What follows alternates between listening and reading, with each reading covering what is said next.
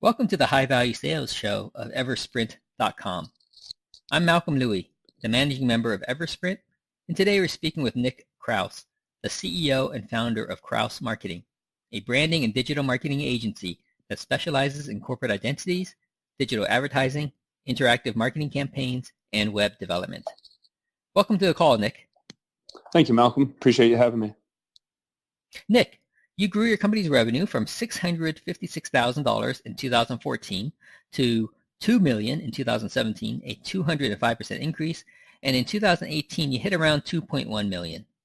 Before we talk about how you grew your company so fast, can you briefly share what your company does beyond my quick intro and how your company differs from the competition? Sure. So we're a digital marketing agency. We're rooted in branding and website design. And digital marketing, in case that's not clear, is integrated plans that could be mixed with traditional, but typically have, a couple, if not several of the following, including social media marketing, search engine marketing, including search engine optimization, programmatic advertising, and any other digital, including YouTube advertising, Amazon optimization as well. What makes us different is that we're not just simply tactics. We have a saying around here: you could use touch points to complete a media plan, or you could use touch points to truly touch people. We believe that it's the strategy, the execution of that strategy, but also the creative behind the strategy that makes a successful campaign. Now, is there any part of marketing that you don't do? Is there any part of marketing that we don't do? Traditional public relations, PR, we do not do. That's a lot about connections. And as far as those traditional channels, as far as television and newspaper or print, that is just outside of our skill set. Other things that people would consider marketing, like printing, or the promotional, products, are also outside of, we have vendors that we work with. However, it's not something that we list as a service. It's something that, we will help you get done and or connect with at the end if we need those partners. Right. Got it. What would you say were the three biggest drivers that grew your sales from 656,000 in 2014 up to 2.1 million this past year? Yeah, it's a little bit of a story. Is it okay if I tell it? Yeah, definitely. So back in, let's see here, 2015. 2015. It was April of 2015. We had just launched a new website. It was a version before the one we have currently. And when we launched that new website, our phones went silent and the inbound leads stopped happening. And at the time, we weren't getting a whole lot of leads through our website. We were getting a couple a week and at least one or two phone calls additional on top of those a week. And then I looked at our traffic 3 or 4 days later after we launched the website. It was kind of a crazy time. And I had skipped a lot of parts of our process because I said, well, it's our website. We don't need to do all of our process. Just launch the damn thing. I think were my words exactly. So the team launched it, but we missed a couple of steps. Long story short, we had killed our own organic ranking when we relaunched the new site. And I realized at that time, not only the work that we were doing for our clients is so important, that it was really important for us. And most agencies, don't really focus on their own marketing. It's a typical, it's just typical not to do things for yourself that is good for others. So what I said to, my team at that time, once we realized what was going on, we got the organic traffic going again. I said, guys, one thing that we always talk to our clients is how important digital marketing is to them and how it can help them grow their business. But if anything I realized over the last week is that we don't do it for ourselves like we should. So I want to make Kraus Marketing a tier 1 client of Kraus Marketing. I want everything that we're doing for our best clients at Kraus Marketing for Kraus Marketing. And that day forward, we started writing a ton of content, doing a ton of social media, emails, programmatic advertising, retargeting. We continue to search engine optimize our website, but just in a much more aggressive manner. And I told them, I don't want to be like our short-sighted clients or prospects usually, because we don't typically take on short-sighted prospects as clients. I want to think long-term. It's April of 2015. I want to look at 2016, and I want to absolutely crush it in 2016. That gives us 8 months to really ramp up things and change the game. And we literally did just that. In 2016, we over doubled revenues, and we kept that through 2017. Now we're tracking for 2019 for about a 50% increase in revenue. There was a lot of catching up in the back end for all the business that we took on. And I think the back of house is good. But there's a couple other things, Malcolm, we did. Besides increasing inbound leads, the second thing I mentioned, long-term goals and a commitment to those long-term goals. Before that, there was a lot of tactical things I was doing, just like any other entrepreneur, is just to try to drive business for that month or the next couple months. So we had long-term goals and we committed to them. And then the third that really helped us grow, but also lowered our attrition rate to just 10% in 2018, which is why 2019 is going to be such a great year, is great employees. We got rid of some really garbage employees, people that were there for just a job, that were, if you looked at the top grading scale, they were C's for sure, maybe B minuses. And we turned over staff in 2015 and 2016, and not completely, but slowly, in order to get really good employees that delivered the most value to our clients, and that were motivated and hungry. And I think that with those three things combined, it just turned the company into a different machine. Right. Now, going back to number one, where you said you're going to start eating what you cook in the kitchen as well for your clients, right? I like that. Yep. Eating what you cook or eating what you kill, depending on your mindset, if you're a right, chef or a hunter. And I fired up my spy tools, the same ones that I'm sure your team has as well. And I checked out your company.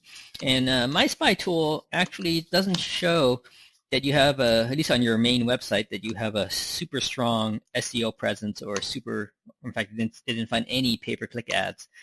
Is my tool just garbage, or are you running traffic elsewhere? For SEO, for sure, it's what tool are you using, by the way? It's iSpionage. Okay. So for SEO, it is definitely incorrect, and I guess it depends if it's requesting that you put in certain terms, or is it just looking at the power of the website or that domain globally. And it's KrausGroupMarketing.com is the actual domain. Kraus Marketing is a vanity domain. I'm not sure if you're using that. I actually looked at KrausMarketing.com. Yeah. So that might be it. Yeah, Kraus Group Marketing is our actual domain. Kraus Marketing is a vanity. But pay-per-click, it doesn't make sense for everyone. Pay-per-click, we have taken IT tech clients and even us for website design out of pay-per-click in the last 12 to 24 months. And we continue to play with it. But I'll tell you what happened with pay-per-click, and what continues to happen is that the cost of the clicks get driven up so much, especially in an area like New Jersey and New York, where we're fighting for clicks, that when you're at a $20 to $30 cost per click, you're at even let's say you do a 2%, but let's just say on average a 1% conversion rate. So for every 100 clicks, we get a lead.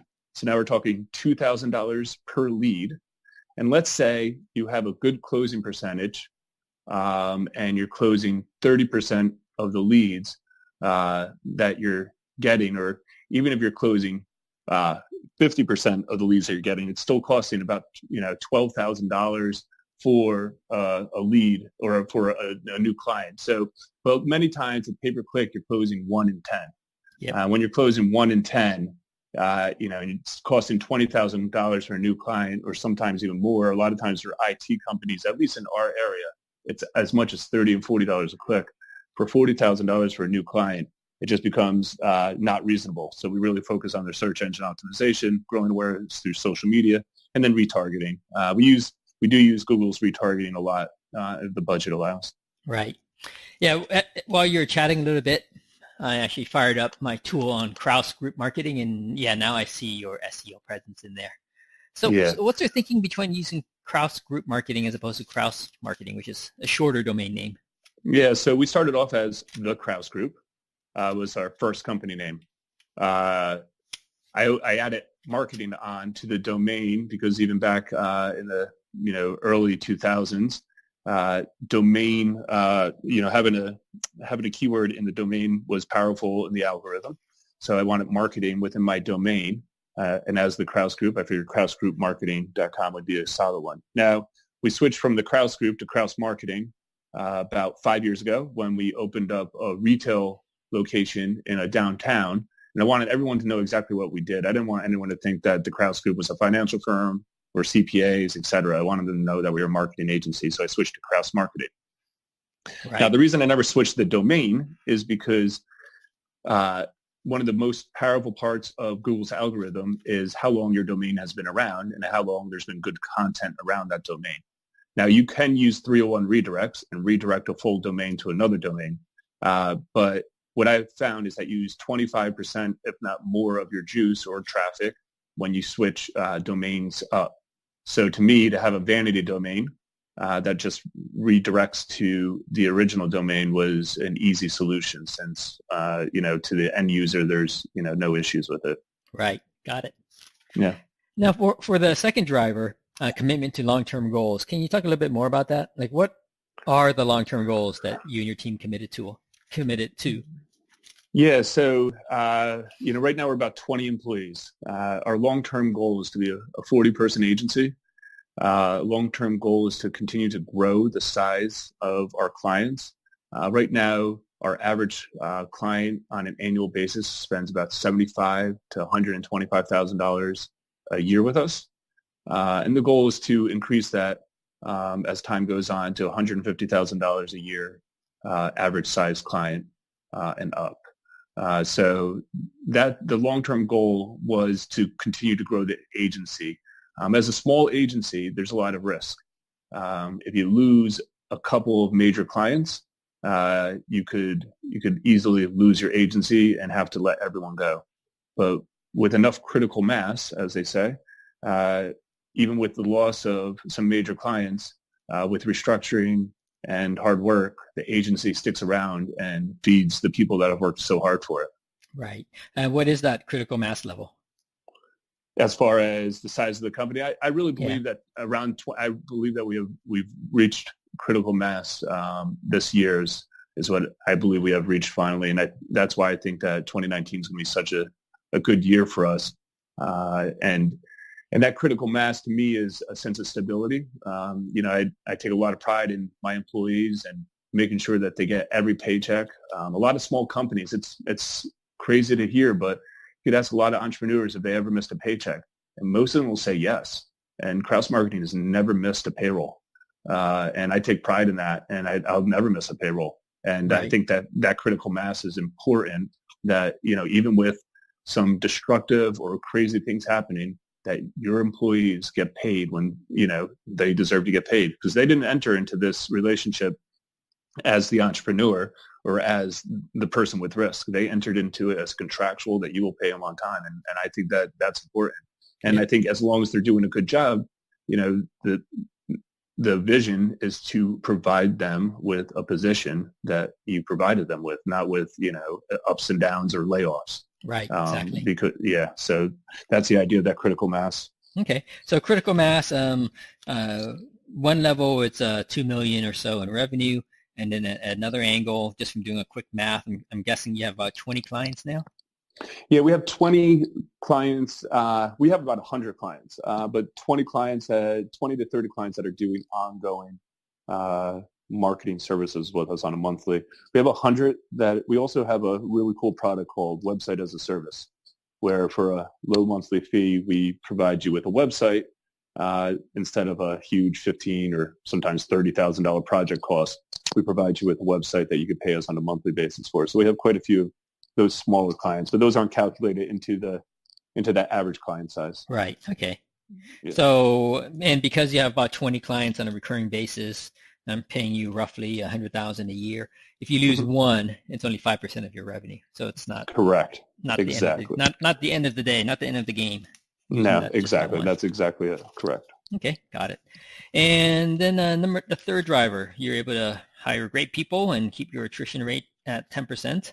How does that 10% attrition rate compare to industry norms, in your opinion? So I would say that it is really pretty fantastic. From what I understand, attrition is closer to 25 or 30% for most agencies. We also have a similar attrition rate for our employees. I did read a stat that for professional companies in the advertising space, that the attrition rate for employees is as much as 40%. We have a similar 10% attrition rate for employees. Our employees really love to work here. And I think that's why our clients stick around, because they love to work with our happy and passionate employees.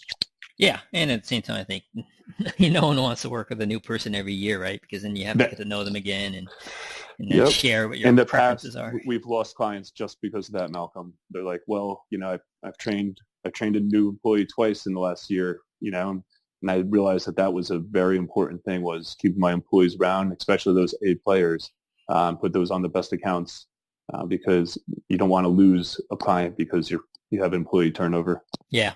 Now, so what do you think about a pod structure, right? That's oftentimes a suggested solution where your clients never have just one person being a point of contact. They will actually have three people who can all do the same job. So if one person leaves, you still have two available, and you can still hire someone who the other two can now train up. Yeah. So we actually have a pretty similar thing happening here, where there's just there's always a point person, which is the project manager, but there's also an account manager on it, and then there's a lead from one of the departments on it as well. Mm-hmm. So we have a 3-person scheme here as well. But in the big scheme of things, if they're really attached to that lead person, which is the project manager, yep, and that person goes, even the pod, I actually haven't heard of it called that before, but even that strategy, may not save it. Right. Well, the pod structure I'm imagining is actually a bit more finer than what you detailed. Yeah. So you have 3 people in 3 different areas, but like say your project manager is the main primary point of contact, but there would be 2 other, and this will have to increase your staffing costs quite a bit. But instead of just one project manager working with the client, there will actually be 3, right? One primary, and then 2 who are working with the client, but as well as perhaps learning as well how to do the project management. Right. Yep. And there'll be different tiers. One would be a junior person, one's a middle person, one's a senior person. And the whole idea is that if one person leaves, then there are at least 2 other people available to cover that gap until you're able to replace them. Yeah, no, that's an interesting thought. Yeah, I think it would require a little bit larger of a team than I got, but I think that's interesting. Yeah, it would be a bit more. But I mean, and then the 3 people, right? You could have 3 senior people as the project managers, right? And they take different roles with different clients, right? One's the lead for one client, and then the other 2 are the backup, and then they rotate different clients. Yep. So, but yeah, it does require an extra level of investment on the staff to do that. So, can you talk a little bit more about what happened in 2018 that led to a relatively flat year for you?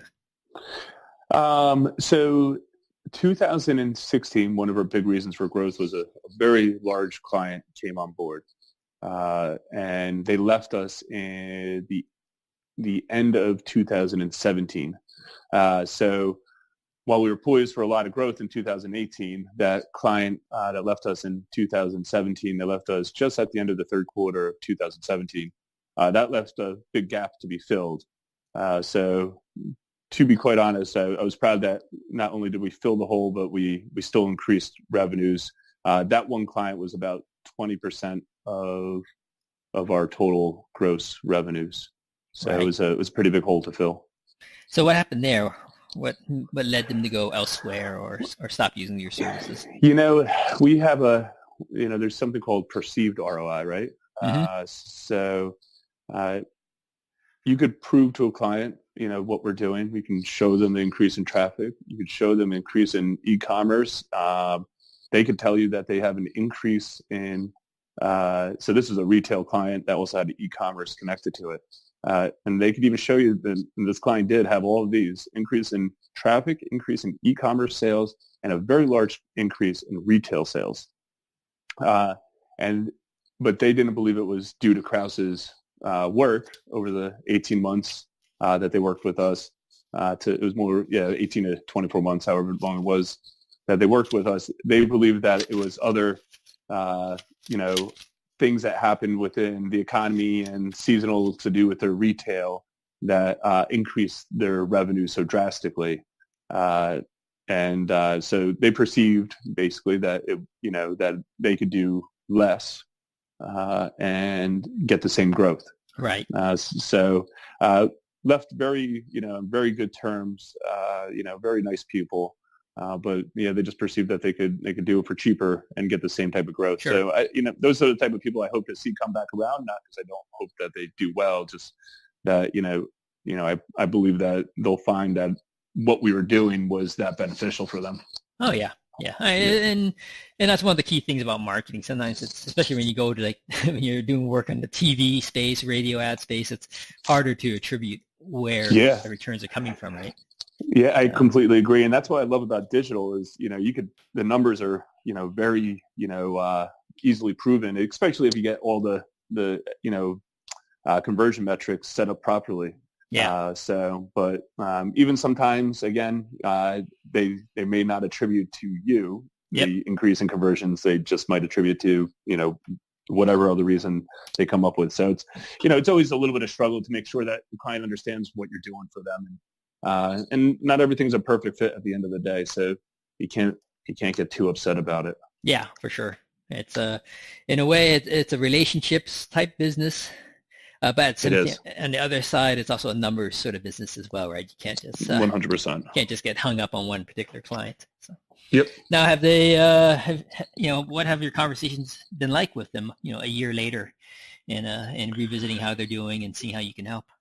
Yeah. So fortunately for them, they've actually done a couple of acquisitions. So they're growing via acquisition, and we actually were able to see some of their analytics and talk to them about, some of the things that have kind of gone flat despite their, growth via acquisition as opposed to per store growth. Yep. But it's one of those things that they welcome the conversation every time. It's just we haven't changed their mind to come back to us just yet. Sure. Yeah. As you and I both know, right? People, they're not always ready to buy every time that you engage them and to see how you can help, right? Yep. So, as long as you stay in touch, when they're ready, they'll let you know. That's it. Exactly. Yep. And, the other thing that's been keeping us so busy is just our inbound leads, so our team is so busy that,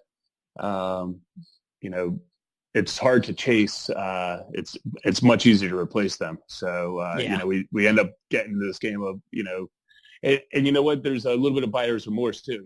You got to be careful about overselling. I like to be a consultant. I don't like to be a sales team because and I don't believe there's any dirty word in the word selling. People, sell is like a four-letter word, but to me, it's what has to happen in order for a business to grow. However, the way you go about it is important to me because I think there needs to be a mutual respect in order for two companies to work well together. I believe when someone's, sold on an idea as opposed to, brought to an idea that they agree with, that there could be buyer's remorse that tends to make the relationship go sideways pretty quickly.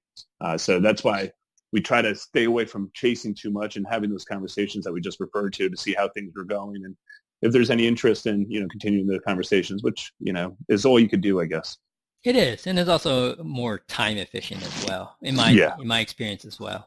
And then at one point you need to draw the line, right? I mean, if a person continually says they're not ready, talk to me again in a few months. You do that for a few times, a couple of times, and then after a while, maybe these guys will never be interested, right? So save yourself the time.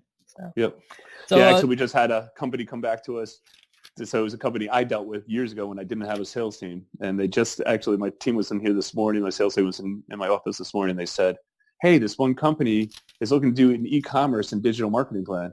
And I said, I talked to them back in 2013. When you get in there, ask them what's changed in the last 6 years that they think they might start doing it now. And of course, they'll say it gentler than that. But you're completely right. Some companies will just never get around to it. Yeah, I mean, they just got other initiatives that they're working on. They don't have time to think about it. And, when they're ready, they'll let you know. So. Yep. Did you invest a lot of time keeping in touch with that company from 6 years ago, or are they kind of? No, actually, that's one of those things that you were just talking about. You follow up with a handful of times, but you have it's a time efficiency thing, like you said. You have to keep marching and keep finding new ones. If they're not going to pull the trigger, there's no reason to keep bothering them. Yeah, definitely. Unless you pop them on a sequence and not even think about it, Right, right? right. So, Yep. okay. How about we look another year forward? Tell us, can you share a little bit more about your 2019 plans? I know you talked about your commitment to goals about growing your average account size, client size from 675 to 125,000 to around 150,000. I'm sure you probably are keen to add more clients as well. I know you talk about adding more employees. Can you talk a little bit more about maybe some of your quantified 2019 goals that you have? Yeah, so 2019 is the targeted growth is 30% increase in revenues, which would get us to about 2.7 million. And we're tracking for not a whole lot under that already, based on our last quarter of sales. And since we're a monthly reoccurring business, for the most part, it's pretty easy to see that. So we're going to have to replace some clients that'll leave because it's just the way of the world, especially in advertising, that people like a fresh look at their stuff. So we'll have to replace and then grow on top of that. What we're doing in order to attract the larger size clients, and also to deliver the most value, is this year is really focusing on integrated marketing plans only. So the idea behind that is no longer will we just take on a client that just wants to do social media or just wants to do pay-per-click. We find that the best clients are the clients that come to us and want to integrate their marketing strategy, digital and sometimes traditional, to a plan that really could get to touch people in multiple ways, as opposed to just one tactic, which what we find just doesn't convert as often as something that could touch someone in several different ways. So Right. that's our big strategy, is really integrated clients only going forward. Okay. And how big a client are you thinking of attracting? So we still will. So the clients that we really want are the Fortune 500s, and clients of that size, where they have a brand that we can work with. So we have a client that is a very large multinational client, and we work with one of their brands, and they're $400,000 or $500,000 a year. We have another client that's similar to that. And we've had a couple shots at some clients like that this year, where we'll just work with one of their brands, and we do an integrated marketing plan or one of their categories to really increase awareness and drive more sales of that product or that service for them. And those are the type of clients that that we'll be targeting. Now, it doesn't mean that those are the only clients that get us excited. Typically, our client size starts around $5,000 a month. We do have some clients a little bit smaller than that, and that's how you get to that average of 75,000. But the goal is to continue to increase those client sizes. It's really kind of fun to dig deep into a client and have weekly calls and daily, work, where you're just really digging in and doing hours and hours of work. That having teams specialized on certain clients, I think just delivers the most value. So that's what the idea is behind that. Yeah.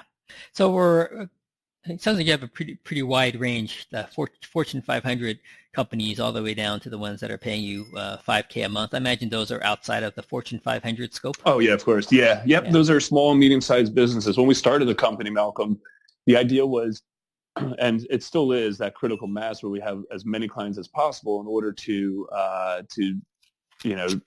not, so basically I could sleep at night to know that if we did lose any given one, that the next day the business still runs and there's not, a huge layoff, which I think that we're still at. Right. But and it was also the idea that you could deliver the best marketing to these small, medium-sized businesses where, quite honestly, they're being undervalued. There's a lot of agencies that are award-winning like ours that have, employees that are, as well experienced, but they won't touch an account unless it's $1 million or up in revenue, Yep. so, or maybe $500,000 and up. A lot of times those agencies only have 4 or 5 clients too. Yep. Sometimes they have 10. But the idea is for us to diversify enough. So what we want to do is to grow. Now we have a couple of clients that size. We want to make sure that we grow that so that we could, again, have enough clients that size that we're not just relying on, one client for a paycheck or to make payroll. Yep. Yeah. And another interview I had with another digital marketing agency, and they, because they are so specialized serving one particular niche, and they were happy doing work for a smaller client that was literally only paying them, hundreds of dollars a month, right, for some basic, prepackaged service. But their idea was, one, because they designed their systems, they can still make money with a client that's only paying them $600-700 a month, but there's always a potential that they will do more with them over time. Correct. Yep. Right? So, which is what we've seen with a lot of our small clients that come on, even for $2,500 or $3,000, but within a year or two, they're doing $9,000 or $10,000 a month because their company's grown and they see the value in our services. Yeah, and that is key, right? You and I both, I'm sure we've encountered business owners who see marketing as an expense as opposed to an investment. Correct. Right, and then once you see it as an expense, it's really difficult to show them how spending more on marketing can actually grow your business, right? Yes, 100%. So, all right, now, how are you going to target the Fortune 500 companies? So so the ones that we've gotten have been inbound leads that look for a digital marketing agency, New Jersey or New York, and they find us. But we're going to switch up the game plan a little bit this year and do some outbound marketing. So this month specifically, actually, we'll be mailing capability decks to these Fortune 500 companies, the marketing managers at said companies, and hopefully getting some more opportunities at pitching them. Mm-hmm. And as you pitch more, your closing percentage goes up.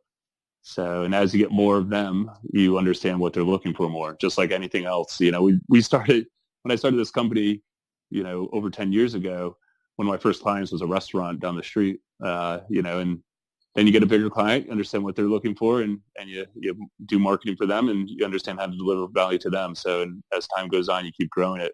My experience is in marketing management with a multinational corporation in consumer electronics before the agency.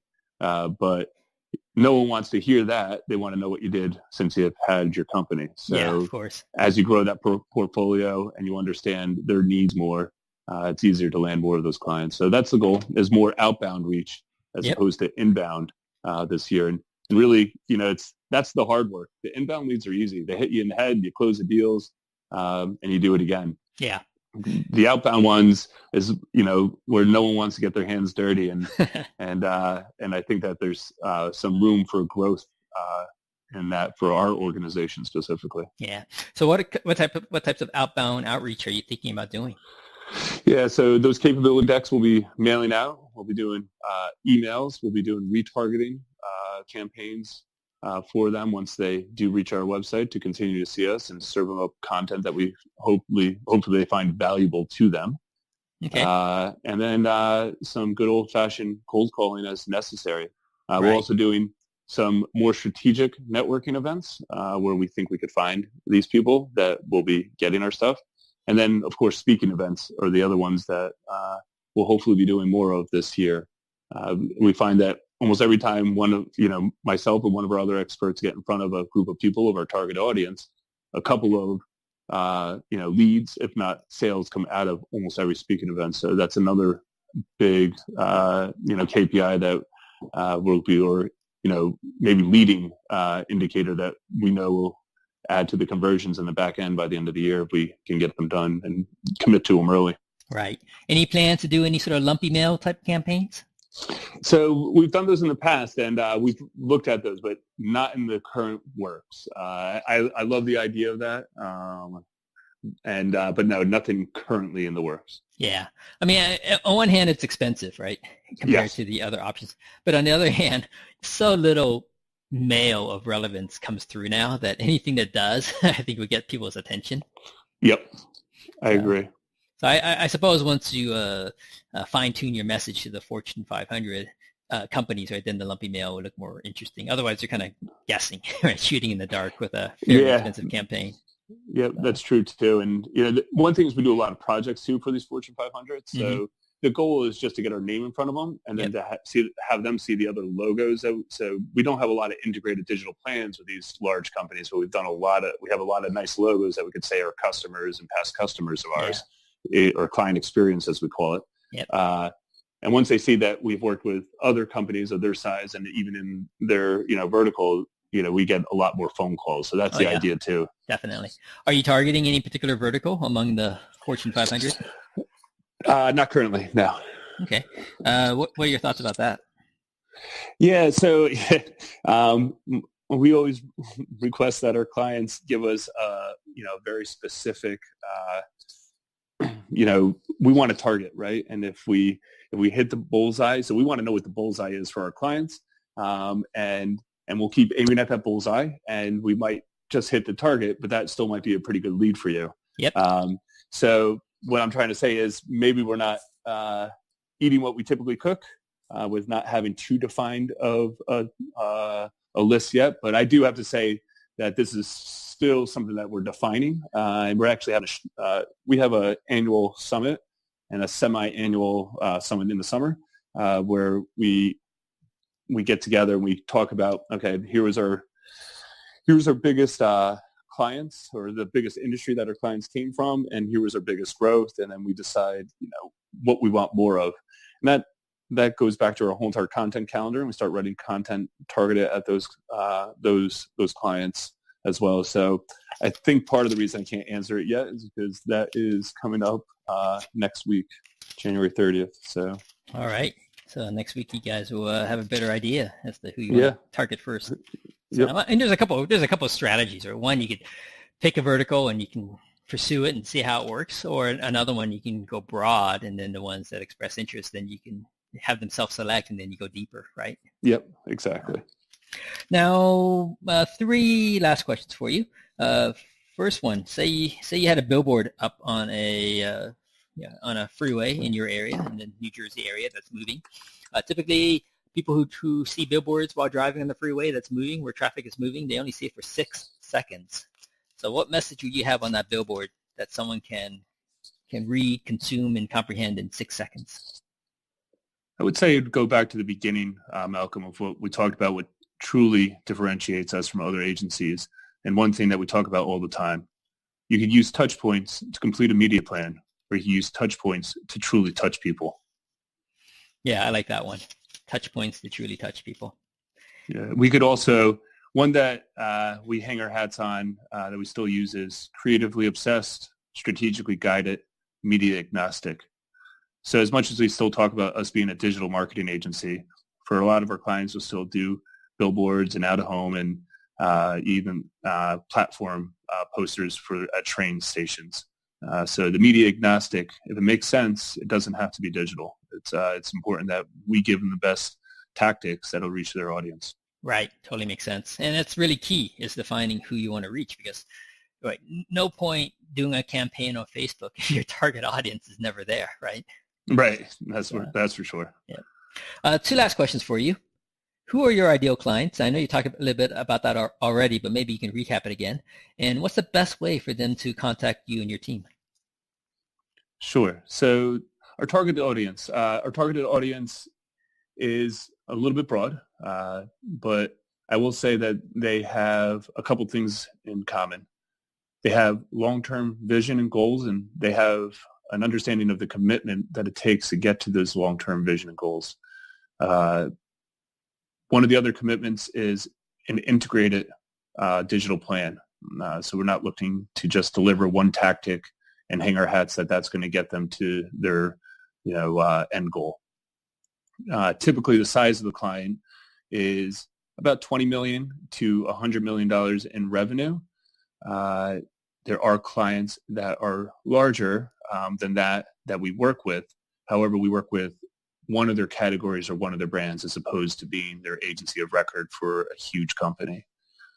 So those are the typical clients. And I will put one more parameter on there. Typically, we like to work with a client that actually has a CMO or a marketing director, or even just a marketing coordinator, someone that could be our point of contact besides the entrepreneur. We do work with a lot of entrepreneurs directly, However, we find the most success is when there's someone that's on the partner's team or the client's team that their job is dedicated to helping us keep the ball moving forward. Yeah, and it also shows for those companies that do have a CMO or a marketing director. They clearly see the value of marketing, right? They've allocated a chunk of their salary and headcount to a specialist in marketing. 100%. And the best way to reach us is really go to our website. It's krausmarketing.com. Kraus is spelled Kraus marketing.com. All right, fantastic. Thanks so much for joining us today, Nick, and sharing how you accelerate your company's high-value sales. You got it, Malcolm. I appreciate you having me on. We've been speaking with Nick Kraus, the CEO and founder of Kraus Marketing, about his company's rapid growth. For interviews with other fast-growing, high-value sales companies, or to learn how we can accelerate your firm's high-value sales through automation, visit eversprint.com.